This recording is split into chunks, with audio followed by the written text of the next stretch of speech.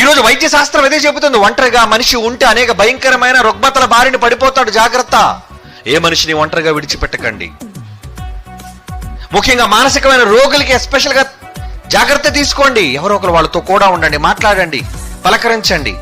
ఒకరు ఒంటరిగా విడిచిపెడితే వాళ్ళు ఏ తప్పుడు నిర్ణయాలైనా తీసుకొని వాళ్ళ ప్రాణాలే తీసుకునే పరిస్థితులు దాపరిస్తే జాగ్రత్త అని వైద్యులు చెబుతున్నారు. కనుక ఈరోజు మానవాళ్ళంతటినీ భయంకరమైన ఒంటరితనం ఎక్కడ కబళిస్తుందో అన్న ఆలోచనతో దేవాది దేవుడు చూడండి, ఒంటరితనం. తన పిల్లలందరూ తనలో ఉన్నప్పుడు తన దగ్గరే ఉన్నారని ధీమాతో ఉండేవాడు. కానీ ఎప్పుడైతే భూమి మీదకి వచ్చేసారో ఒంటరిగా పరలోకంలో ఉండలేకపోయాడు ఆయన. వెళ్ళిపోవాలి, ఇంకా వాళ్ళు ఒంటరిగా ఉంటే ఏమైపోతారో.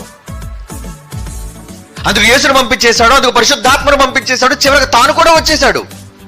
మేము వాని యొద్దకు వచ్చి నివాసము చేతుము అనే పదం చదువుకొని ఉందాడా. ఎందుకు వచ్చేయాలి దేవుడు? నిన్ను ఒంటరిగా ఎలా విడిచిపెడతాను అని. నిన్ను విడువను, నిన్ను ఎడబాయను. నిన్ను విడవను అంటే ఏంటి? నిన్ను విడిచిపెడితే నువ్వు ఒంటరి అయిపోతావని.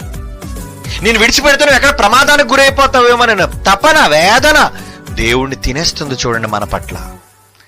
మానవాళి ఎక్కడ ఒంటరితనంలో ఉంటే వాళ్ళు నాశనానికి వెళ్ళిపోతారేమోనని భయం, దిగులు ఒక తండ్రిగా దేవునికి ఉందర్రా.